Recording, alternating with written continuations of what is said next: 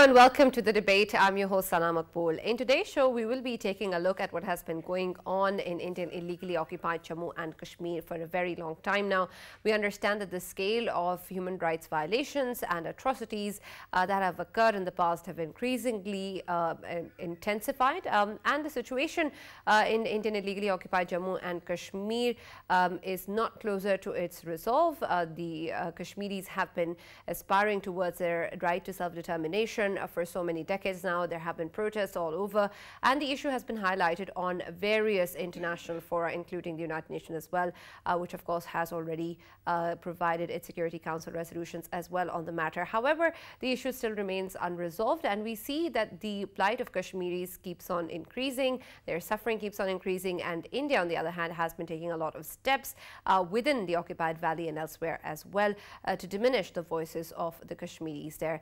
We also know that the human rights abuses and violations have also extended to Muslims and other minorities throughout India as well, especially under Narendra Modi's rule. And we see that this Hindutva ideology has seeped into Indian society, and a lot of what has been talked about on different media within India is now being seen on the streets as well. And we've seen a lot of examples of how the people in India, especially Muslims, continue to suffer. So what we're going to do in our show is try to understand what has been going on both in Indian illegally occupied Jammu and Kashmir and within India with reference to the Muslim population, Kashmiris and other minorities as well, and what needs to be done about it, and how the world continues to ignore the voices of the victims. For this and more, I've been joined in the studios as always by Farrukh Pitafi and Raja Faisal, and we've been joined online by Claire Bidwell, who's a human rights activist, and Dr. John Dayal, who's an Indian writer and activist. Thank you very much for joining us and being a part of the debate. I'll start with you, Dr. John. When we look at the situation that has existed in Indian illegally occupied Jammu and Kashmir for a long time now, we understand that it seems that nothing really has progressed. The voices of the people in the occupied valley are not being heard. And then what happened in August 2019 further made this particular hope diminish further, because we understand that this unilateral action by India seemed to have taken away whatever hope that was left. When we look at where we stand today and the kind of situation that exists, what do you see in terms of the kind of actions that need to be taken in order for the world to recognize that there is a problem and there needs to be something to be done about it? No, India, the people in India recognize that there is no doubt that we recognize that there are issues of human rights in Kashmir, though most of India, including me, would differ with you on the political understanding of what you would call Indian occupied Kashmir, and we just call Jammu and Kashmir, and we say POK, and you say Azad Kashmir. So leaving that terminology apart, there are issues of human rights, and there is no question that the rights of the common people of the Indian part of Kashmir are not real as they should be. There are issues of policing, there are issues of information, of communication crisis. There are other issues which all of us know about and speak about in India. On the other hand, the government has tried to attention from the human rights issue to this new film, The Kashmir Files, and its very Islamophobic depiction of the situation in Kashmir, and the way that this film has been shown at government expense, you can call it, in various other parts of India to mobilize public opinion, to rouse Hindu opinion on the situation in Kashmir. Right. Dr. Dayal, I'm glad that you're with us. I wanted to actually ask a question about India's constitution as a guarantor of human rights of all Indians or any person who comes under the rubric of Indian state. Particularly the way they changed Article 370 was that they had to first go to the Jammu and Kashmir Assembly, Constitutional Assembly, because they didn't have any, or they didn't have even legislative assembly. They had to go to Article 367 and change the meaning of representative government and the parliament, and then they took the entire mandate back to the Federal Assembly, and they changed everything. This seems to me a clear open and shut case. Why is it that India's Supreme Court has not intervened in the matter? Well, that's a million-dollar question. The Supreme Court is as good as the bench before which a particular issue comes. There are benches which have spoken against the government, which have given rulings, which have expanded the scope of privacy and of human rights, and there are benches which have ruled with the government, which have ruled, say, in the Babri Masjid case, and so on and so forth. So we quite recognize the dilemma of the Supreme Court, and we ourselves are before the Supreme Court on many constitutional issues, on upholding the Constitution and in avoiding any erosion of constitutional guarantees on human rights. But for us in India, the issue of 370 is a complex issue. We have opposed the way in which the state was split. We have opposed the way in which 370 was abrogated. And I think I and many people like me have been with the political parties in Jammu and Kashmir in opposing what the central government, what the Modi government, as you call it, and as we call it, has done. So those are issues. But I was going to speak also on the manner in which this film, for instance, has been used to aggravate Islamophobia in India, and thereby the human rights of the Muslim population in many other parts of the country. Yeah, it's a real honor to have both of the guests, of course, Dr. Dayal and Claire Bidwell with us as well. We know that Claire Bidwell, she has always been putting efforts in the West, especially in the UK. She hails from Scotland and is a resonating voice when it comes to people of Kashmir, and she highlights their suffering. So it's an honor to have you, Claire. And I just wanted to know, are you happy with the efforts made by European Union for the people of Kashmir, especially after abrogation of 370 and 35A? Claire? Yeah, thank you for having me here. It's a pleasure. It's really very difficult. I was initially very pleased. They were putting through a lot of effort, working together. They really were making progress. It was exacerbated by the fact that the UK itself left the European Union. We had a lot of MPs really knowledgeable on the Kashmir issue, really in there and working. I think, unfortunately, we're just caught up, aren't we, in the big world dynamics about how much India means to the world economy. And many people, you know, the United Nations being operated by the Western world, and the mechanics are very challenging. So yes, from what I've seen that the European Union have been doing and the noises they've been making, I can't be displeased with them, if that makes sense. I just think it's very difficult for them to get through and be heard in the way the world or the mechanisms are, if that makes sense.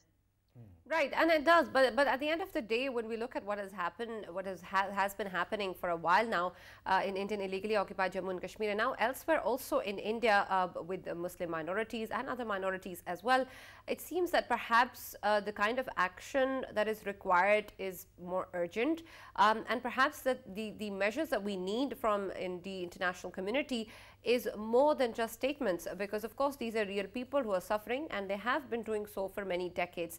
Is there a way perhaps that the urgency of the matter can be taken into account, because it still seems as if the process, whatever progress that we're seeing, is still very, very slow? When you put it like that, you're completely and utterly right. You know, the United Nations is there. It's there as a reason. It's incumbent upon all world leaders to be standing up for human rights. We have the amazing human rights articles and charters that are laid out there for everybody. If they were honoured and respected and put into place as they are meant to be, we would be seeing a different world. For me, I feel that a lot of this injustice is at the UK government's door. They will keep saying it's a bilateral issue between India and Pakistan, but for me, when it comes to human rights, it's not a bilateral issue. I feel that the Kashmiris' voices are missing dramatically.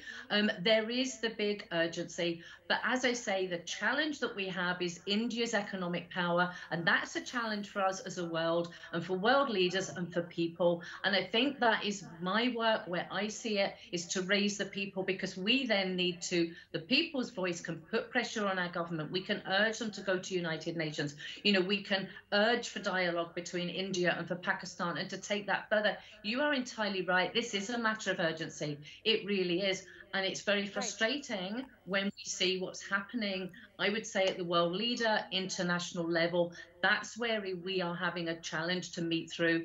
We saw Boris Johnson in India just the other day. You know, they're working out their economic deals, their trade deals. We're selling them the weapons of war that are doing the damage. You know, and then we're sending out the charities the money. It's very, very frustrating, and you're right. Right. And Ms. Clare, I understand that when you talk about the UN being the obvious choice for the platform to be able to resolve these issues and the kind of work that they put out in the Security Council resolutions, but again, they're only as good as they are on paper. And to the extent to which they can be applied and be useful for the people in not just in occupied Kashmir, but other parts of the world as well, it seems perhaps redundant, and it seems that perhaps the UN and the Security Council resolutions itself don't really have much authority or accountability, because at the end of the day, if the resolution is violated, who's accountable and which body is there to hold countries accountable or any consequence? Because if that's missing, then what's the point? Absolutely. And I would love to see, I don't know what it's going to take, and we're just going to, you know, the mechanisms of the United Nations. If we could get the United Nations functional, then, and people honored that, and it was pushed and given the autonomy, that's our power. And it's up to the people. You know, we get the governments and the world we deserve to some degree at the end of the day. If the people stand and make that noise, we can get that change. But ultimately, yes, if the United Nations is not going to change, and if we're going to keep being led by leaders that, you know, in this way against human rights that we don't want, then it's to, you know, how do we look for alternatives? These are bigger questions. I guess at my level and where I work, at the moment, all I can see is the best I can do is to raise the voice, raise the people, urge our governments to make United Nations functional, follow those through. I mean, we've still got the issues within just as human rights and international laws, you know, things, the Geneva Conventions, the Kashmiris are not having a say. They're indigenous people. We've got laws about indigenous people having rights, having say over their areas. So there's lots of different ways of challenging this. But at the moment, you know, we're not, to the best will in the world, we're not seeming to find our way through. And as you say, it is urgent. Right. Dr. Dayal, let us for a second forget what you call your part of Kashmir and what we call our part of Kashmir. Let us just imagine that we are talking about human beings and their suffering, which has been going on for quite some time, because there's a conflict already there. This idea of India being so rich that automatically the world actually compromises on Kashmir, how true is that? Because since Narendra Modi came to power, we have seen that given that India is a democracy or calls itself a democracy, and things within India are not that hunky-dory, since then we have seen Narendra Modi actually siding with authoritarian leaders.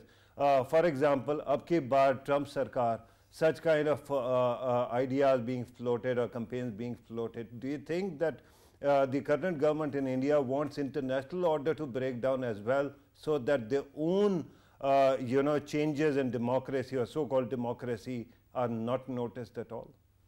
You know, unfortunately, as Claire so sharply pointed out, the international order has broken down.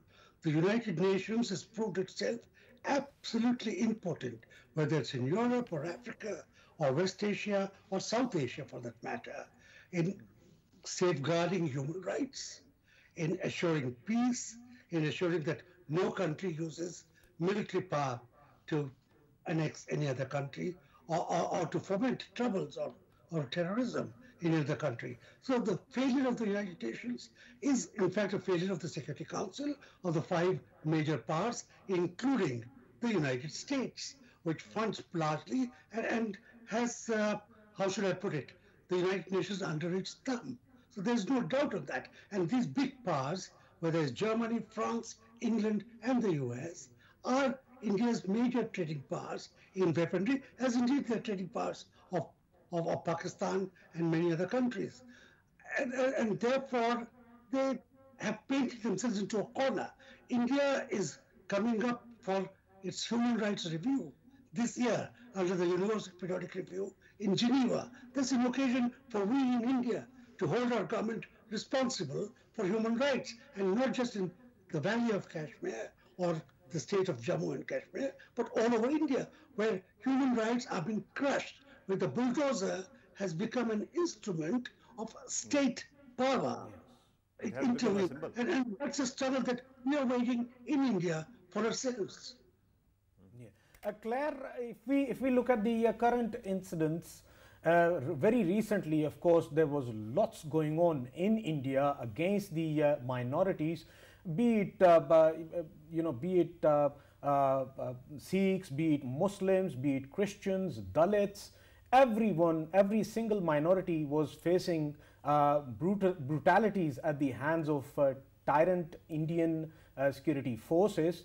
So right now, can we say that the modus operandi of India as a state is actually giving a justification to the demands of separate lands, be it Seven Sisters in the east or Goa, or if we talk about Muslims within India right now, they might be thinking about some, and of course we know that Khalistan movement is a reality as well, and Kashmir, of course, it seeks a plebiscite, either plebiscite or it wants to join Pakistan. So can we say that there is a justification for all of these minorities? A justification, sorry, just to clarify your question, a justification that India are putting the minorities under pressure. Is that what you're saying? Do I agree with that? Exactly. Yes, yes, absolutely, totally. And the evidence is out there. I mean, it's been a big learning curve for me. I mean, we're looking at the girls with their hijabs and their education. You know, they've been able to get the education. We've seen a lot of abuses during Ramadan.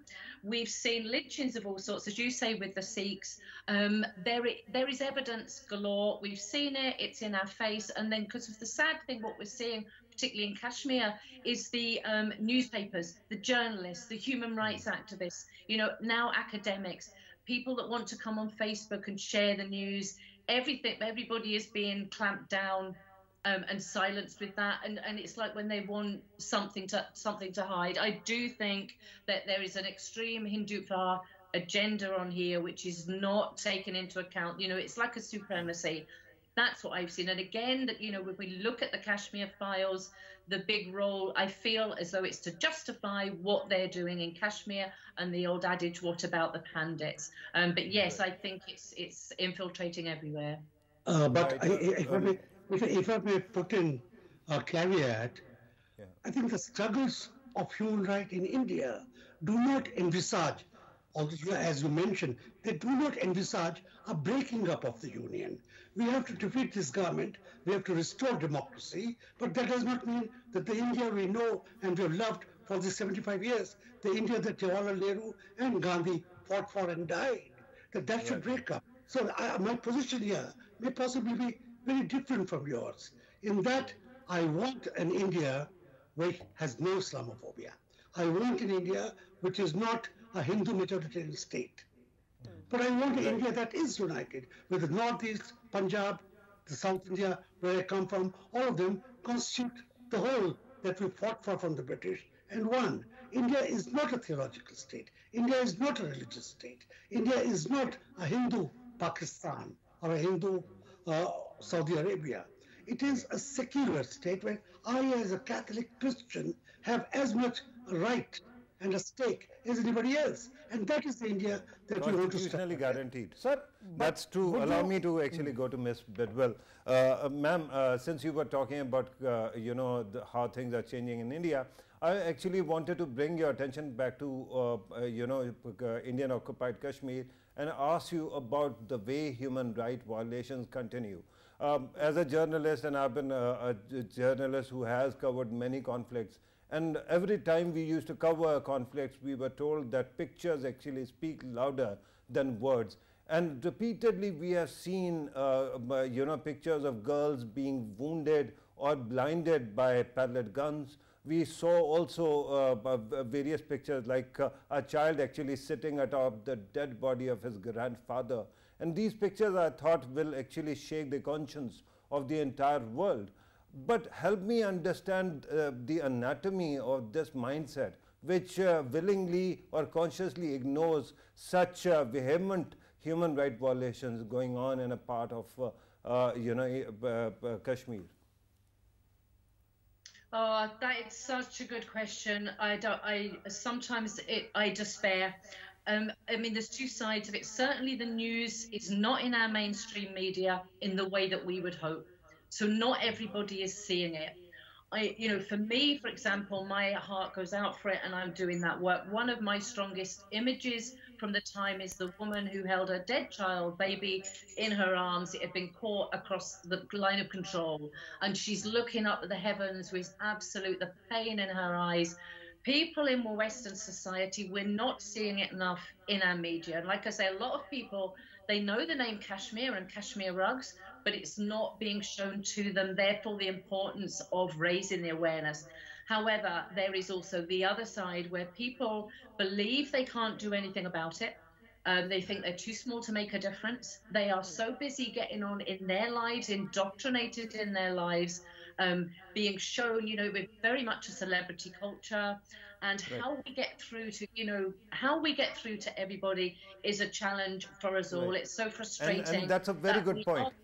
And that's a very good point. But in this part of the world where I'm sitting, there is impression that Israel has bigger clout and whatever Israel does will not be shown. But even then, the international media has been reporting what has gone on in Israeli-controlled territories. And then we saw organic protests coming out as well. But it never happens with Kashmir. Why is it that the world has created this blind spot and they don't want to look? Well, for me, that's about the Western world again, the power of economy and hiding it from our people. And so it's still hidden. I do think from what I've seen that the power of the Indian lobby is very strong. We saw about the Disinfo Lab and the way the many of the strong, as I say, the Indian lobby, they're in at the media, they're in at our jobs. Facebook, with so many people to do with Israel, to do with India, are losing. If you mention Kashmir, if you mention Palestine, you are losing your Facebook accounts. So the voices of the Kashmiris have silenced and silenced. They are disappearing off social media all the time. So, Palestine have had a long time to build their solidarity movement. Kashmir sadly has a lot of divide and rule amongst it, and there is a lot of people still debating what decision they're gonna make when they get plebiscite, rather than taking a step back. Absolutely. Faisal, I'll come back to you. Dr. Dayal, when we look at what has happened over whatever we've discussed and what has happened in different parts of India and Kashmir, and what we keep pointing towards is perhaps the people who have access to the kind of content there is, the kind of evidence that exists and their reactions, the people's thoughts and mindsets, the decision makers or the people that exist in society as well, and their reactions and their voice at large and their collective action and voices that perhaps may have an impact.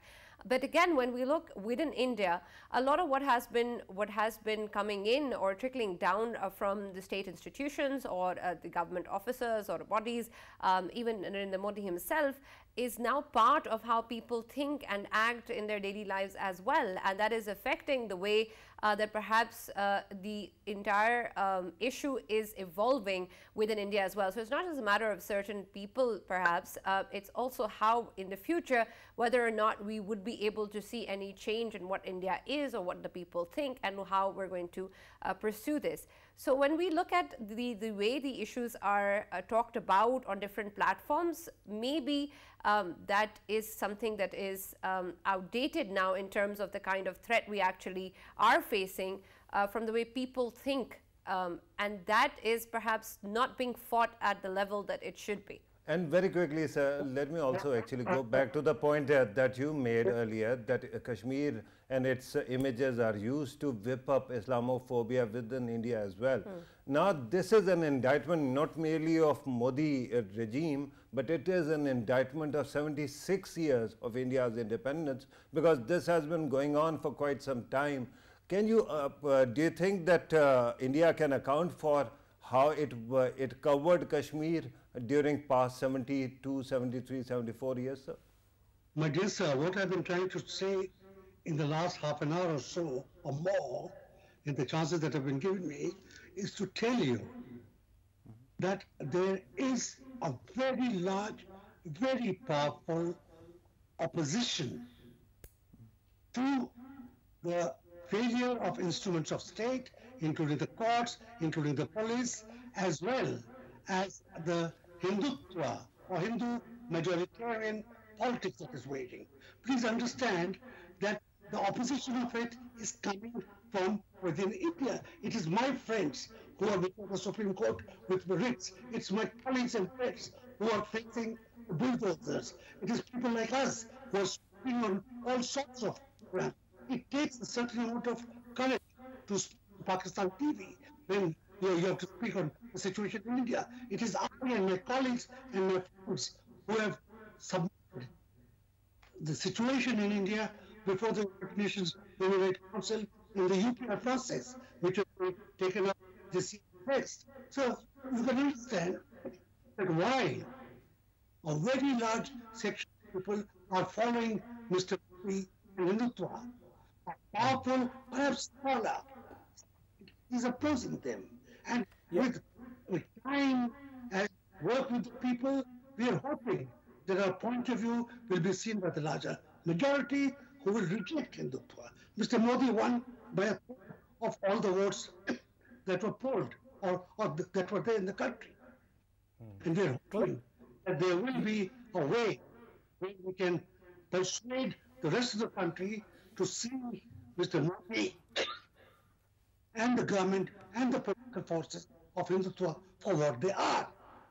Right, absolutely. And Claire, Dr. Dayal, we'll talk more about that. Yeah, Claire, if we look at the whatever Dr. Dayal has said, and there are of course brilliant voices within India who talk about the humanitarianism, and they are pro human rights. We know that, and of course Dr. Dayal's voice is one of them.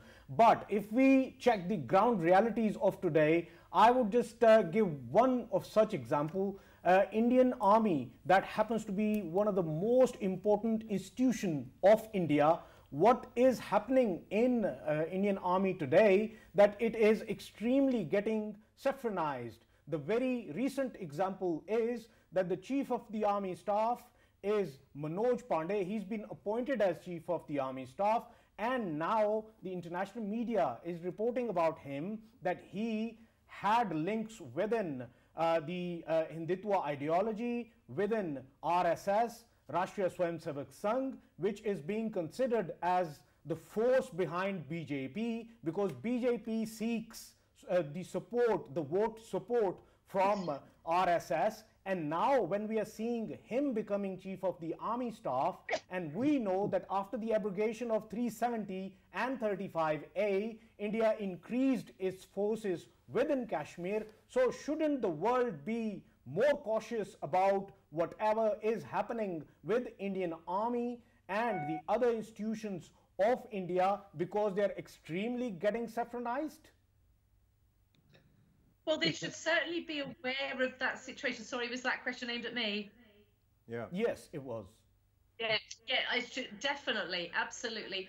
I guess for me, this question in terms of the deeper level is one, I'm not so familiar with, but I do think other countries should be aware. I want to just quickly to make the point. I think that, within the Kashmiri work, and me as an activist, it's not against any country, it's not against any nationalism or any ideology. And I think it's a wonderful opportunity that people need to keep dialoguing within countries, everybody everywhere, because this is a global issue. Humanity affects us all, whoever we are, and we all have a right to talk about that. Yes, myself and the evidence I'm seeing, without being an expert, from just what I feel, the Hindutva ideology it's scary that it looks to go bigger. And that's why I'm surprised that a lot of world leaders, America, UK, the big ones, as were mentioned earlier, are seemingly so unconcerned on it. Dr. Dayal, earlier you were talking about the voices that are opposing whatever's going on in India and also the ideology, and I understand the kind of courage that you were talking about that it takes to do that, especially in India and the way things are there. But when we look at the impact that these voices have and the way that we want things to change, and I believe I may have asked you this before as well, if you are of course raising this issue and making your own efforts, I appreciate the role of an individual. But overall, if you look at the progress that there has been of such voices in India, do you think that over time more voices have joined in and it has increased, and potentially it can lead us to a direction where we can hope for a change? I do not live in London or New York or Washington. I live in India, in New Delhi, in the national capital. And obviously, if I have the courage to speak, it means that I'm not alone, that I am a part of the millions of voices. They are not the majority, but they're loud and sharp and persevering. And they have persevered against various regimes in the past which have tried to crush democracy, including Mrs. Indira Gandhi in the emergency period. I wrote a book on it during the emergency while it was still on. So please don't underestimate the opposition to Hindutva within the country. I mean, even as you're free to exaggerate the influence that Hindutva would have on other instruments of state. But do not underestimate. Dr. Dayal, I'm not underestimating the power that such voices may have, but if you look at perhaps the issue of Indian-occupied Jammu and Kashmir over the years, there's always been people who stood up for their right to self-determination. However, increasingly, the situation is becoming more and more difficult for them, and so much time is also passing by. At the end of the day, I just want to see the progress that these voices may have made, or are we even moving towards the direction where we can hope for a resolve, or should we be able to employ different strategies to achieve the same goal? And very quickly, Dr. Saab, I'm sorry I had just butt in, but I wanted to actually wanted you to actually address another issue. I understand that there is heroic tradition of fighting oppression in India, and that has continued even before India's independence. And India has a very secular constituency as well. But we, for the last many years, since Narendra Modi has come into power, we have seen a chilling effect on the media and civil society. Gauri Lankesh was shot down before her own house. I mean, similar kind of episodes keep on repeating themselves. Do you still have that kind of hope now? Because last time you spoke to us, you were very hopeful, but then we saw what happened in UP, and once again bulldozer won there. Yeah. We make progress, and then we find some more violence, and we oppose it. It is not, we are not an army that is a route plan and armament and going.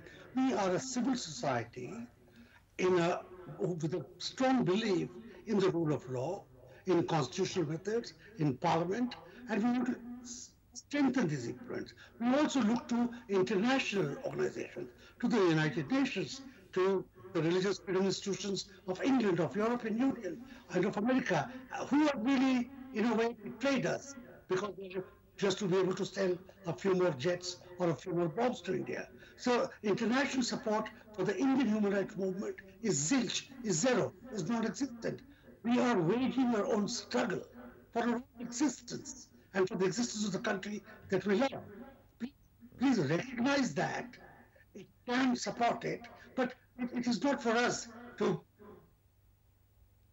All right. As long as recognizing it is concerned. So when situation stabilizes, one of these days I want to actually come to you and learn how to be courageous. I wish I had this kind of courage, the way you actually speak very clearly about what is wrong in your society. We keep on trying to do the same here as well, but I think this courage is something that can be taught to us as well.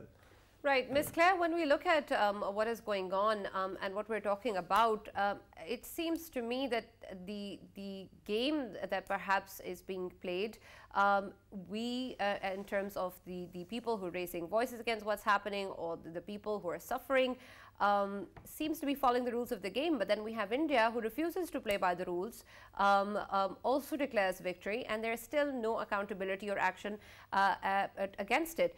Does it make sense to keep following the rules? Very good question. Yeah, very good question. I don't know. There's going to have... Yes. I think you just have to keep setting the rules. I mean, what's frustrating, sorry, you know, we know United Nations have sent umpteen letters to India. You know, there's been no response. I found India have been notoriously difficult to deal with. I don't, you know... I don't actually know the answer to that question, if I'm honest to you. I think I might throw that over to India. Yes, Mr. Dell, would you like to say something to that? Is there a country in the world which can be held accountable these days? It's the jungle rule out there. Yeah. Right, and I understand that. But my question also points towards whether or not there needs to be a change in strategy in the way that we deal these issues.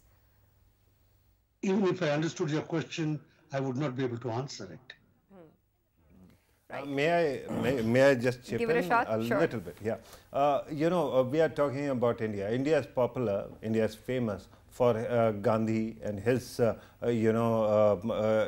efforts as well, his struggle as well.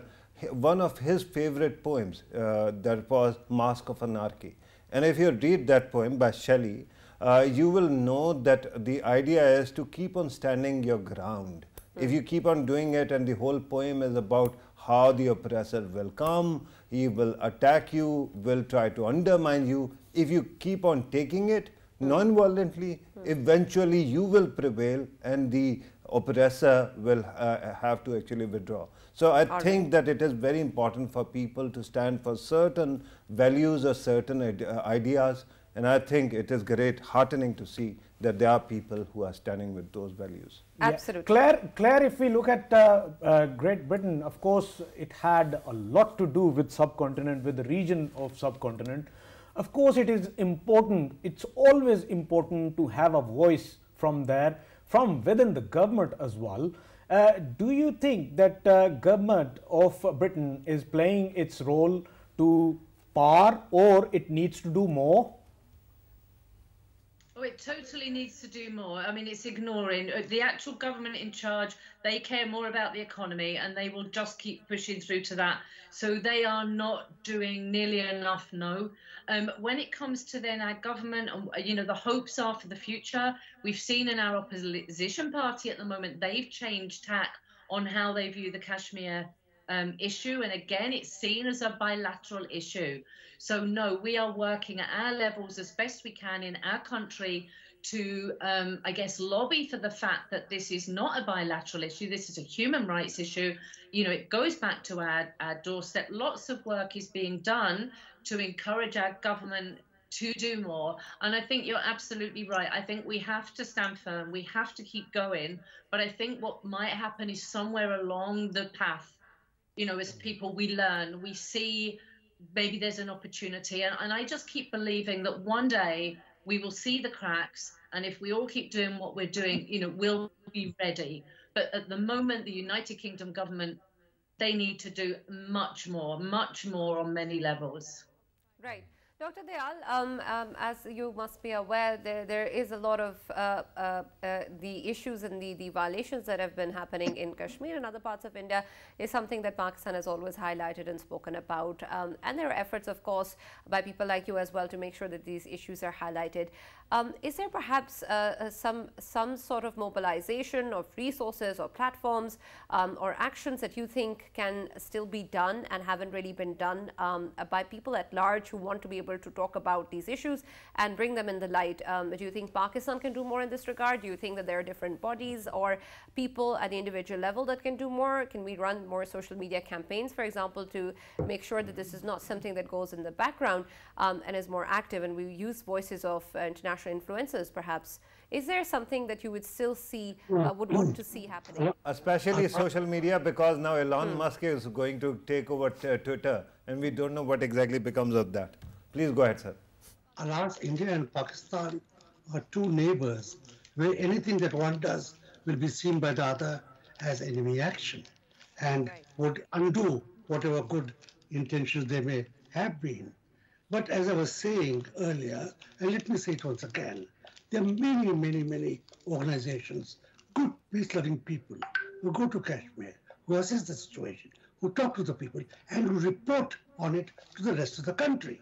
I don't know if you're reading those reports, but several of them, I am part of at least 2 of them, so I can tell you that with some authority. I also wanted to bring out something because England was mentioned, that both in London and in Washington, friends of the BJP, friends of the RSS, are deep moles who have penetrated the ruling establishment. Some of them are in positions of political power, who have an RSS background.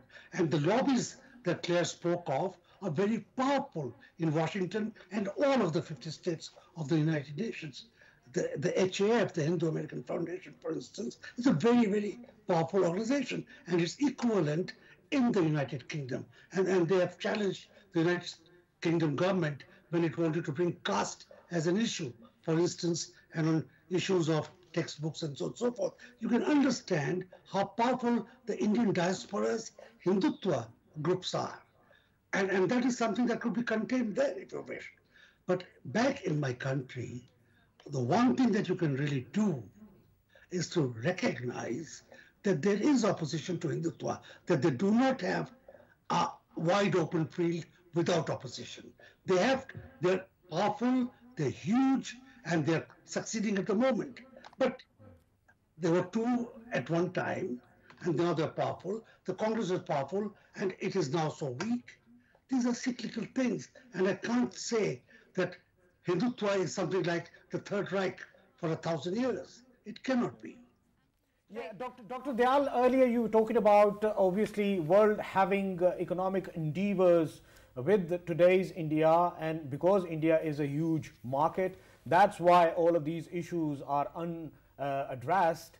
But if we look at the other side, of course, there are certain precedents which recently are being set, and in past, of course, we have many precedents where the Western world refused to do transactions with certain countries. Of course, in today's example, we have, of course, Russia, and rightly so, that all of the oligarchs, of course, they are not doing any business with them. So could we see, or are we seeing anyone moving in that direction to force India to do things rightly? Let me bring in another caveat here. India is a rich buyer of weapons and a big trader. But Indians are a poor people. Any economic sanction against India which impacts employment, which impacts other issues of the poor, housing and health, will reflect terribly. So as an Indian born and bred here, I've never asked for sanctions against India, though I recognize that against China, you have trade-related human rights sanctions and so on and so forth, and now you're doing it on Russia, but never on Israel for that matter. These are issues where we have to recognize the 2 aspects of it. India buys weapons. India sells weapons. India sells meat, India sells intellectual property, and so on and so forth. But a large number of Indians will suffer, as would Russians, if sanctions are imposed. So we have to have an international diplomatic arena or system where pressure can be brought on governments, that they need to, all governments, including Pakistan, that they need to be worried about the human rights of their people. They need to guarantee constitutional rights. And otherwise face international opprobrium. But to say that we will cut off oil or something, my people are going to starve. And how can I, as an Indian, see the faults of my government? Absolutely. Sana, if we have time, I just want one more question that I want to put to Dr. Dayal. Dr. Dayal, I wanted you to comment on the power of indoctrination. I ask this because I've been a lifelong reader of Indian authors from Nehru, Gandhi to Ambedkar, and every time I read those authors, I thought that my vision is increasing. I grew more tolerant. But now, so all of a sudden, there seems to be a shift in India's intellectual circles as well. Now people are being taught about Savarkar.